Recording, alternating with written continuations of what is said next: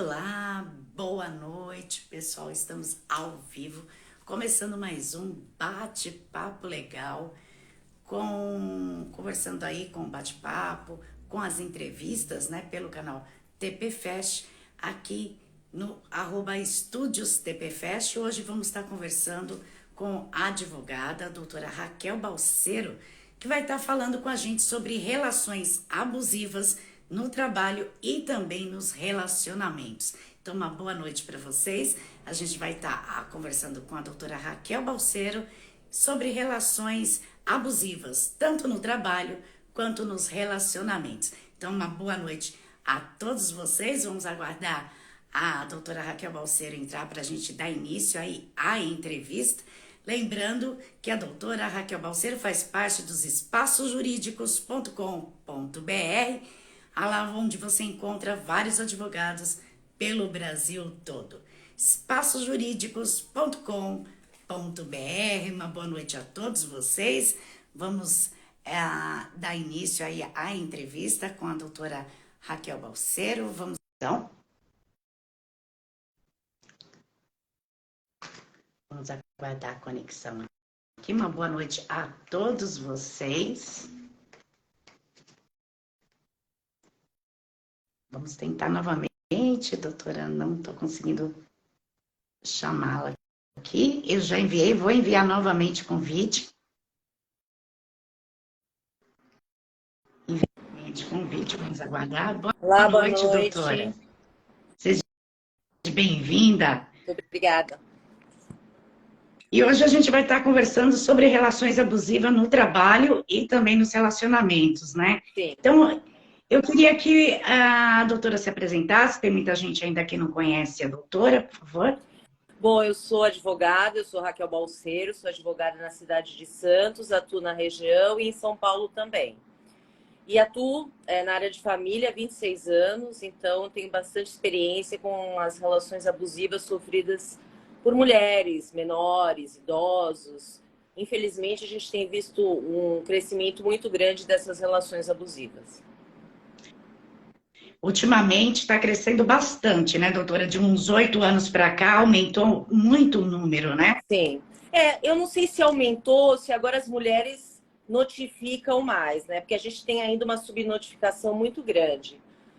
E sempre houve, né? Então as mulheres às vezes ficam com receio de fazer as denúncias e tudo mais, mas a gente tem visto um aumento bastante razoável. Na pandemia, então, isso cresceu assustadoramente.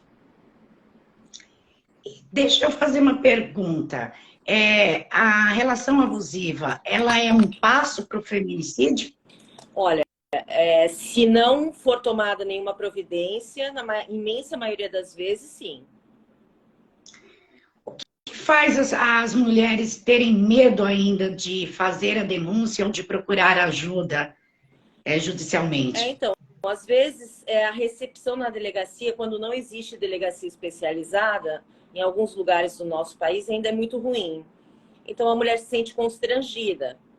E aí, se ela não tem uma rede de apoio, né, fica um pouco mais complicado. Mas em cidades onde há a delegacia da mulher, essa delegacia é 24 horas, a gente percebe que realmente há uma quantidade maior de denúncias, porque há um apoio, geralmente existe um apoio psicológico também para as crianças. Então, nas cidades onde esse tipo de trabalho é desenvolvido, é extremamente importante. Agora, quando a pessoa pode contratar um advogado, geralmente ela vai, procura um advogado, mas ela precisa sempre de alguém que dê o primeiro passo ou que encaminhe ela, porque é muito difícil a mulher tomar uma decisão como essa. Precisa ter uma base, né, de apoio também, porque Precisa. abala bastante o psicológico. Geralmente, na verdade, o abuso começa com o psicológico, né? E muitas vezes ele é físico e psicológico. E a mulher fica numa situação de muita vulnerabilidade. E se ela ainda depender economicamente desse homem, a situação é pior ainda. A chantagem, ela é uma parte de abuso psicológico? Sim, e hoje em dia o abuso psicológico é crime, né? Então, a gente já teve o primeiro caso de condenação criminal de um homem por abuso psicológico. esse abuso psicológico a gente pode estender não só a casais, mas também a pais, Sim, em relação aos a Lei Maria filhos. da Penha, ela abarca tudo isso. Qualquer E, relacionamento familiar, doméstico, pode ser enquadrado com essa situação. Da Lei Maria da Penha, sim. então, as relações abusivas são enquadradas dentro da Maria da Penha. Como se dá o trabalho do advogado, no caso da pressão psicológica, para ter as provas? Porque é bem difícil você conseguir as provas quando se trata de abuso psicológico. Nesse caso, como que funciona, doutora? Porque eu vejo muitas pessoas, às vezes, não denunciarem por falta de desconhecer a lei e desconhecer os seus direitos. Então, eu gostaria que a doutora explicasse. O que a gente aconselha quando a mulher está sofrendo um abuso psicológico é que ela faça gravações, que ela tente que alguém seja testemunha. Eu sei que é muito raro esse homem que abusa psicologicamente da mulher fazer isso na frente de outra pessoa, né? Ele já sabe como ele tem que praticar isso. Geralmente ela vai a um psicólogo, a gente encaminha a um psicólogo, ele faz um laudo. Então, todas essas provas juntas acabam fazendo com que haja possibilidade de condenação.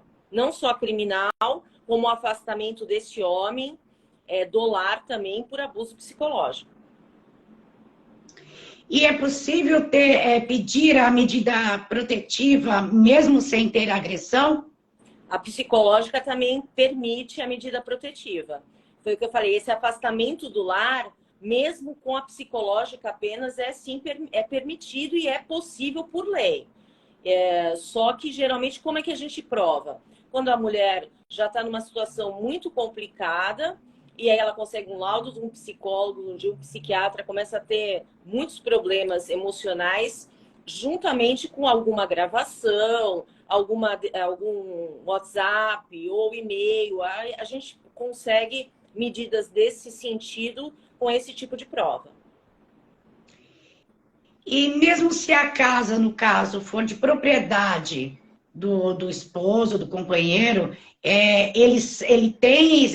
obrigado a sair da residência, mesmo essa residência sendo dele? A gente pede judicialmente que ele seja retirado e que a mulher fique na casa. Sim. É possível. Então, a mulher ganha esse direito, então, mesmo ele sendo proprietário do imóvel. Sim. Em algumas situações, não são em todas, a gente precisa ver caso a caso, depende da gravidade, da prova, mas em algumas situações, se ela não tiver para onde ir, ele que é afastado do lar. Se tiver filhos também, que envolva também, que presenciou. Com certeza, com certeza.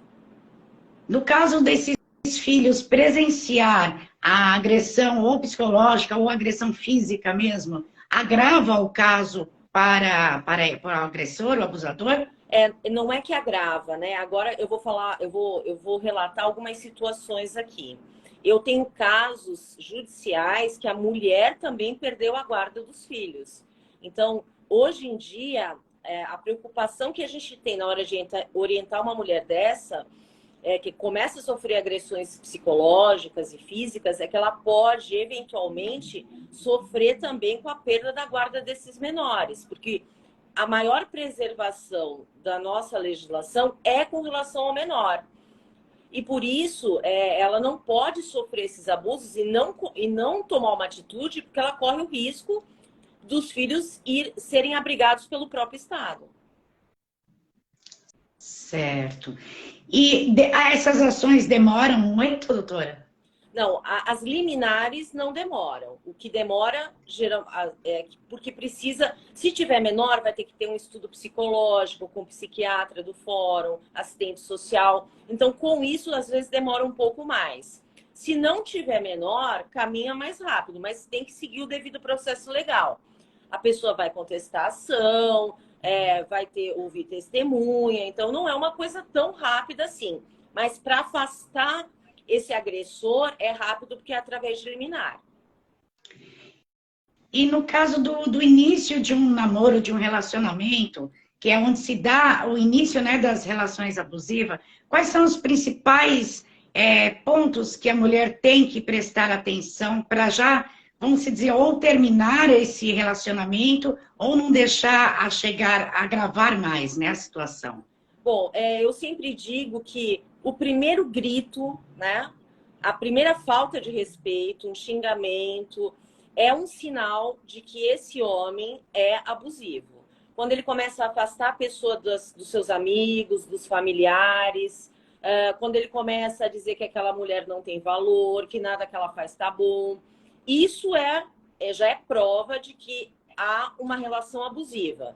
Então, essa mulher tem que tentar o mais rápido possível sair desse relacionamento, porque vai piorar cada vez mais. Quanto menos ela tomar uma atitude, essa relação abusiva vai deixar de ser só psicológica e começa a ser material. Às vezes a gente tem o estelionato hoje já como crime, estelionato afetivo, né? Também é crime quando o homem tenta tirar tudo que é material dessa mulher. E aí a gente acaba tendo, às vezes, um abuso do trabalho, a mulher não pode se manifestar do seu ponto de vista político. Então, existem uma série de consequências que levam à configuração dessa relação abusiva. Então, na verdade, tudo envolve tudo, né? São pequenos detalhes dentro do relacionamento que a mulher pode, então, ir percebendo que já se trata de uma relação abusiva ou um relacionamento tóxico. Sim, principalmente se ele começa a não querer deixar que ela trabalhe, não permitir que ela saia com as amigas, começa a cercear essa mulher, né? E desmerecê-la. Então, são os fortes indícios. Todo relacionamento abusivo começa dessa forma. Via de regra, ele não começa já com um abuso físico. Ele começa dessa maneira.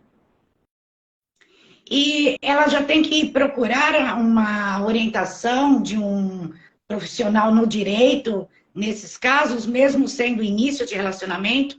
Se ela tiver dúvida, ela deve procurar ajuda, ou com um advogado, ou com alguém que conheça, né, e que possa indicar um profissional para que ela possa saber se o que ela está sofrendo é uma relação abusiva ou não. Porque um relacionamento de namoro, a pessoa também está enquadrada na Lei Maria da Penha. Não é só casamento ou morando junto. Pode ser uma relação só de namoro, mas que já há um relacionamento abusivo e ele pode ter que ser afastado dela também. Então, já no namoro, já pode ser enquadrado na Lei Maria da Penha. Sim, sim. Desde o momento que for caracterizado a relação abusiva. Exatamente, exatamente. Quando ela perceber uma situação como essa, ela já tem que procurar, porque às vezes esse homem começa a ameaçá-la, né? Porque aí tem o crime não só da violência, mas também da ameaça. Se você fizer isso, eu vou matar seus familiares, vou sumir com você, vou destratar seus filhos. Então, essas questões implicam em outros tipos penais também. Então, é importante que a mulher tenha aí uma ajuda, tanto psicológica e também das pessoas que estão ao redor. Pode estar fazendo a denúncia ou tem que ser a própria mulher, doutora? Inclusive, no estado de São Paulo, o síndico, ele é obrigado, se ele souber, se ele tiver conhecimento de uma relação abusiva, psicológica ou física, por lei, ele tem obrigação de fazer a denúncia. A Vanessa escreveu aqui para nós, interessante, esses abusos têm que ter tolerância. Não tem que ter tolerância, né? Abuso não pode ter nunca tolerância. As mulheres precisam entender, porque muita mulher acha que ela é culpada pelo abuso, porque ela já está numa relação doentia. Então, ela não percebe que aquilo é um abuso e que efetivamente ela precisa ser resgatada dessa relação. A imensa maioria das mulheres, elas ficam tão doentes que elas já não sabem se são vítimas ou culpadas. E isso é uma situação que a gente percebe. Quem lida com a área de família sabe muito bem disso. Todas as mulheres vivem essa situação, mas não tem tolerância. Qualquer ameaça ou qualquer situação, desde que seja conversado e a pessoa volta, reitera a fazer aquele ato abusivo, a mulher precisa tomar uma providência, sim. Porque ela pode ser vítima de um feminicídio mais tarde, porque ela não tomou nenhuma providência para evitar isso. E no início do namoro, às vezes, a mulher leva na brincadeira, né? Ela existe acha que aquele jogo, homem, né? Ela acha que ela vai conseguir fazer, porque geralmente esse homem, às vezes, tem um histórico já de relações abusivas. E aí ela acha que com ela vai ser diferente, mas nunca é, né? Isso é uma... Infelizmente, esse homem também precisa de tratamento e, às vezes, até com um tratamento, as relações ficam boas. Mas ele tem que ir a tratamento, não a mulher tolerar até um determinado tempo essa relação abusiva. Ou tentar se enganar, né, que ele vai mudar. Então, isso também começa nos ciúmes, né, doutor? Envolve bastante os ciúmes também, que é uma característica, então, de relação abusiva, os ciúmes. Exatamente. Começa ali, então. Os ciúmes, proibição. A impossibilidade da pessoa permitir que ela saia, que ela se vista do jeito que ela quer. Então, são indícios, são provas de que essa relação vai evoluir para algo mais sério. Deixa eu aproveitar e fazer uma pergunta ao contrário. Existem mulheres assim também, que os homens acabam passando por isso, e nesse caso, a mulher é enquadrada na Lei Maria da Penha também? Não. Ou existe uma outra lei específica? Aí não há enquadramento na Lei Maria da Penha, mas existem os enquadramentos legais. Dependendo do que acontecer, existem mulheres que são agressivas, que levam a pessoa a ficar doente, o homem a ficar doente, então ela vai ter que se enquadrar na legislação comum. Se tem uma relação abusiva só emocional, geralmente esse homem é ofendido, é menosprezado, então vai entrar nos crimes de injúria, difamação, e aí ele vai procurar isso e também pode até pedir uma indenização em razão disso, dependendo da situação que esse homem também se encontra. E também pode se enquadrar na ameaça, na lesão corporal, depende de como fica essa relação entre os dois. Mas a Maria da Penha só é aplicada à mulher. Só a mulher. Então, não existe uma lei específica no caso do sexo masculino, não, né? Não, vai para o Código Penal normalmente, para os crimes do Código Penal. E, doutora, no trabalho, como o funcionário, no caso, percebe essa relação abusiva? Não só do patrão, né, do dono da empresa, mas também dos supervisores, pessoas acima do cargo. Como que se dá essa relação abusiva? Então, aí tem o assédio moral, dano moral ou assédio sexual, dependendo do contexto.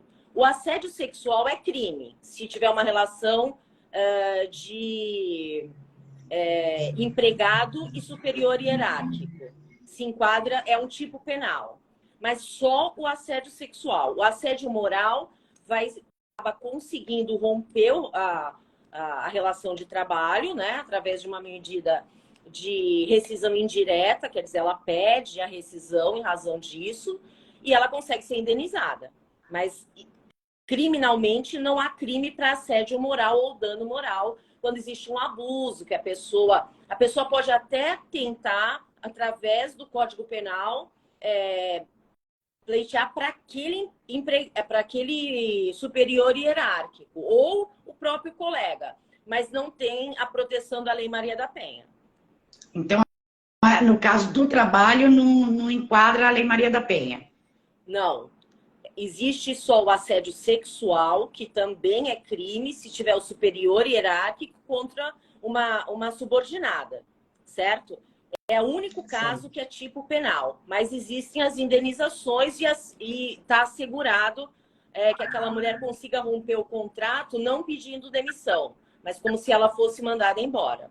Demissão sem justa causa. E esse abuso psicológico também no trabalho, ele se dá como tipo um exemplo, um cumprimento de metas, bater metas?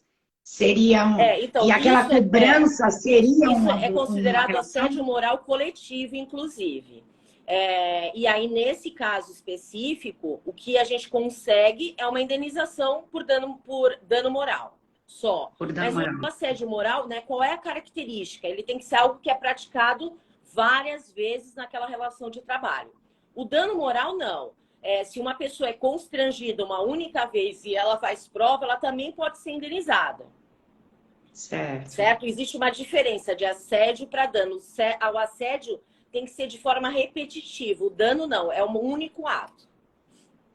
E a chantagem também é incluso, então, no assédio moral? Então, o assédio moral é quando a pessoa é ofendida, quando a pessoa tem alguma coisa e ela acaba sendo colocada como humilhada. É a moral da pessoa que realmente acaba sendo atingida. Mas, na Justiça do Trabalho, a gente só faz essa prova através de testemunha. É mais difícil ainda. Então, essas relações precisam... as pessoas precisam ter testemunha para comprovar ou assédio ou dano moral. Sem a testemunha, não tem como requerer essa indenização, no caso. Só se tiver um e-mail, se tiver um vídeo também, né? Aí é possível, mas geralmente na Justiça do Trabalho eles pedem a prova testemunhal. E, doutora, no caso daquele abuso psicológico, quando é entrado com filhos, às vezes, que já tenham adolescentes, né? Vamos dizer assim, adolescentes, ou que já estejam passando dos 18 anos. Esse assédio, esse abuso psicológico dos pais com os filhos, fazendo aquela pressão, aquela chantagem, ela também entra como uma relação abusiva? Ela é uma relação abusiva, sim, mas se forem maiores de 18 anos e se for uma mãe contra ou um pai contra um menino, não entra a Lei Maria da Penha. Se morarem na minha casa, na mesma casa e for uma menina, eu até consigo enquadrar com a Lei Maria da Penha. Ah, certo, porque asa que é o feminino, né? E nesse caso...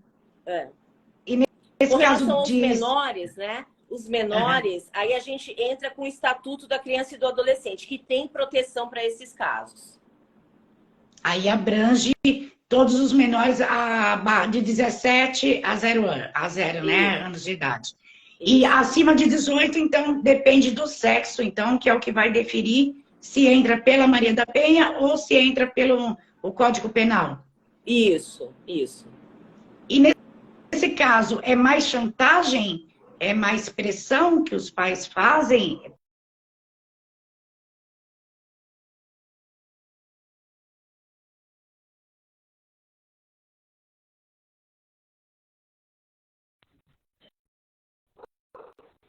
Série de problemas quando vira adolescente, vida adulta. Então, as relações pais, tanto o pai como a mãe com relação aos filhos, é um problema muito grave que a nossa sociedade ainda não enfrenta de forma correta. Porque também não existe um trabalho também relacionado, voltado para esses adolescentes também, que dê aquele apoio, né? Isso. Não existe. Infelizmente, não existe. Acho que ainda falta isso, né? Falta essa base, né, de apoio, porque eu acredito que para a criança seja mais difícil falar, principalmente quando é dos pais, né? Então ela retrai. Então o professor às vezes consegue pegar algumas situações que vê que não só o andamento escolar do aluno, mas nesse caso o professor, ele pode denunciar, ele pode buscar ajuda? Ele deve. Se for menor de idade, ele tem obrigação legal de fazer isso. Porque os menores precisam ser protegidos por todos nós, né? A sociedade tem obrigação legal de proteger. Se for maior, muitas vezes eu sou professora universitária e já vivi situações assim. Então, a gente encaminha esse aluno, né? Para que ele tenha um acompanhamento e consiga tomar algumas atitudes. Porque aí o maior, ele que tem que tomar atitude. Correto. E a gente tem umas perguntinhas aqui que foram mandadas pelo site e também do e-mail dos espaçosjurídicos.com.br e também pelas redes sociais da imprensa TPFest. A primeira pergunta foi do João Gilberto de Jundiaí, São Paulo. Ele diz que para um funcionário público, no caso de constrangimento e sofreu muitas piadas e zoações, foi desmerecido pelo supervisor. Quais são as medidas que ele deve tomar? Bom, ele pode entrar com uma ação judicial, né? Ele tem estabilidade, é até mais fácil para o funcionário público. Ele pode entrar com uma ação judicial contra esse superior e consegue, sim, muitas vezes, que esse superior tenha que responder, inclusive criminalmente, pelo crime de injúria, difamação. Ele consegue isso, mas... E como ele tem estabilidade, ele não vai ser demitido. Então, essa é a vantagem do funcionalismo público. Mas ele tem que ingressar com uma ação judicial, tanto indenizatória na área civil, como também na área criminal. Ele pode fazer isso, sim. Então, as zoações, aqui pegando a pergunta dele, as zoações e as piadas feitas dentro de empresas também privadas, ela caracteriza, então, como relação Assédio abusiva? moral. Aí é o assédio moral. Isso, isso. E no caso de relacionamento, se isso acontecer dentro de um relacionamento, também é Geralmente é caracterizado. abuso emocional, porque começa desse jeito e aí ele começa a ter outras características. Isso é uma das características do abuso emocional. O psicológico, e no caso, né? Do psicológico. E cabe indenização também? Tá, cabe. Principalmente se a mulher ficar doente, porque existem mulheres que acabam infartando, tendo derrame, em razão dessa relação tão abusiva que ela sofreu. Cabe sim. E vamos para a próxima, da Silene Lima, de Caraguatatuba, do litoral de São Paulo. Ela pergunta, quando uma relação abusiva, psicologicamente, vinda de uma chantagem e imposição do querer por parte dos meus pais, tenho 23 anos e meu irmão 21. Como devemos proceder nesse caso?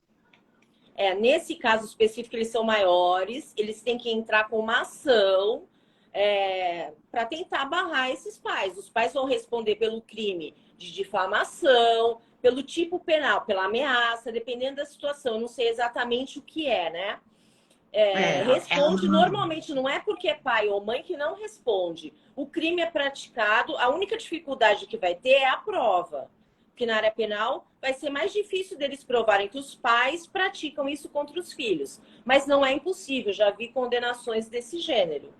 E também podem até pedir, eventualmente, uma indenização para que eles possam se cuidar, possam frequentar médicos, se não há uma assistência. Porque eu não posso nem falar mais de abandono, né? Porque eles já são maiores, então eles precisam buscar nesse sentido. A gente entende que existe muita fragilidade hoje das relações de pais e filhos, que não era falado até muito pouco tempo. Então, isso vem surgindo com muita força também. Ela cita somente chantagem, imposição e a vontade do querer. Foi a única coisa que ela... A chantagem é justamente um abuso psicológico. Então, nesse caso específico, vai buscar, dependendo de qual é o tipo da chantagem, ou ameaça, ou aquelas figuras penais, né? Injúria, difamação, aí depende do que foi praticado. Aí eu precisaria ter mais informações para poder ser mais precisa. E no caso deles, que ela é mulher e o irmão é homem, são processos entrados separadamente?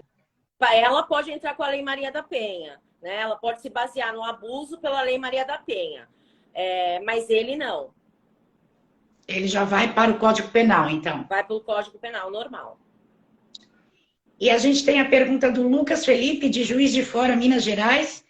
Ele gostaria de saber quando um relacionamento abusivo praticado pela mulher, se existir alguma lei que ampara o homem, ou como ele deve fazer nesse caso. Exatamente. Ele registra um boletim de ocorrência contra essa mulher na delegacia comum. E aí o processo vai tramitar pelas leis normais do Código Penal. Se tem ameaça, o crime de ameaça, se tem injúria, difamação, pelos crimes que aí ele vai ter que entrar com advogado, porque são crimes privativos da área penal. o Ministério Público não é responsável. Então, ele tem que contratar um advogado para ingressar com esse tipo penal. Tá certo. E a Márcia Moreira, de São Paulo, capital, diz o seguinte: fui vítima de comentários maldosos por parte de colegas de trabalho. Como que eu devo proceder nesse momento? Faz 3 meses de trabalho e eles impõem batimentos de meta. Isso todos os dias. E eu estou sofrendo muito com isso. Eu devo entrar com uma ação contra esses colegas? Não, ela vai entrar com uma ação sempre contra a empresa, porque é a empresa que tem responsabilidade.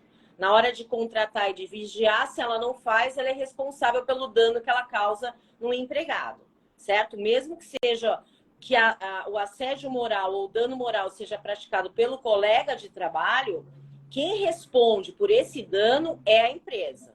Né? Os colegas de trabalho podem responder até criminalmente, mas com relação à empresa, se ela está adoecendo, isso é um assédio moral praticado pelos colegas e quem responde, ela vai entrar com processo contra a empresa. E tem a última pergunta aqui, que é do Luiz Fabrício, da Bahia. Ele diz: trabalhei durante 8 anos, fui mandado embora, mas já vinha sendo ameaçado da demissão há 6 meses. Mas achei que não era um abuso, uma relação abusiva de trabalho. Ainda há um prazo para mim entrar contra a empresa? Ele foi mandado embora faz 6 meses? Sim, ele tem 2 anos após o rompimento do contrato de trabalho para ingressar com um processo contra a empresa. Pode sim. Então, existe esse prazo de 6 meses para o trabalhador poder ainda entrar contra a empresa? Ele tem 2 anos para entrar. 2 anos Certo. após o rompimento do contrato de trabalho. Está aí respondido. E, doutora, eu gostaria de agradecer a sua participação aqui nos espaços jurídicos. E ficou faltando algo que a senhora gostaria de esclarecer para as pessoas? Eu acho que teve bastante pergunta, foi bem esclarecedor. Eu agradeço a vocês de novo a oportunidade e espero encontrar vocês outras vezes. E eu gostaria de aproveitar o espaço para que a doutora falasse sobre a mentoria que a doutora dá tanto para alunos do direito como para qualquer outro tipo de área, né, de trabalho. Então, eu gostaria que a senhora falasse um pouquinho, aproveitando o espaço aqui, falasse um pouquinho desse trabalho aí de mentoria que é muito importante também no início de carreira, né? É verdade. Eu faço mentoria de desenvolvimento de carreira para as pessoas que estão terminando a faculdade de Direito, como também para aqueles que estão em outras áreas, né? Para que a pessoa consiga ter um desenvolvimento melhor, consiga um cargo melhor, ela não tenha que passar pelos todos os obstáculos que eu passei quando abri o meu escritório e tudo mais. Então, como eu tenho 26 anos de experiência na área jurídica, dou aula de administração de pessoal na faculdade, essa mentoria faz com que as pessoas consigam entender o que elas precisam desenvolver para ter cargos melhores, para conseguir um desenvolvimento melhor da sua carreira, onde que ela tem que focar. Então, é nesse sentido que a minha mentoria vem para poder ajudar esses profissionais. Porque esses profissionais, logo quando saem da faculdade, né, eles têm muito medo do mercado de trabalho que eles vão encontrar. Então, a mentoria ela é muito importante também para dar uma confiança, uma autoconfiança para esse profissional, né? Sim, e aquele profissional também que às vezes está numa área e quer mudar de área. Né? A mentoria também é importante porque ela acaba fazendo com que a pessoa tenha mais solidez na hora dela tomar essa medida. Então, ela evita algum problema que ela possa ter ou alguma dúvida, né? Às vezes, a gente é muito tomado de dúvida e não sabe com quem tirar essas dúvidas. A mentoria faz esse trabalho, né? A gente evita que a pessoa passe por determinados problemas ou que consiga superar os problemas que ela está enfrentando. E para quem quiser estar fazendo a mentoria, qual o contato para poder estar entrando em contato com você, doutora? Então, ou pelo Instagram, Raquel Balseiro Advogada, ou pelo Facebook, Raquel Balseiro, ou ainda pelo meu site, Raquel Balseiro Advogada. .com.br? .com.br. Tá certo, doutora. Eu agradeço a sua participação no papo que a gente teve aqui, porque eu acredito que é muito importante esse tema e é um tema muito complexo que muitas pessoas, muitas mulheres acabam por medo, né, deixando de procurar ajuda ou por desconhecer as leis e os seus direitos, ou por medo do abusador também. Então, eu acho que esse bate-papo foi muito importante para ajudar e esclarecer e, quem sabe, diminuir, né, esse grande número de feminicídio que vem acontecendo aí dia a dia que a gente vê pelo Brasil. Numa pesquisa feita, a cada 5 mulheres no Brasil, 3 morrem de feminicídio. Então, é um número muito alto que nós temos e eu acho que esse assunto foi muito importante. Eu agradeço a doutora por isso aqui no bate-papo legal. Muito obrigado. Muito obrigada por ter me dado esse espaço e espero a gente poder ter ajudado algumas mulheres. E se precisarem entrar em contato com relação a isso, também estou à disposição. Ok, obrigada, doutora, obrigada e uma boa noite. E o programa Bate-Papo Legal vai ficando por aqui. Até o nosso próximo programa, pessoal. Tchau, tchau. Uma boa noite. Boa noite.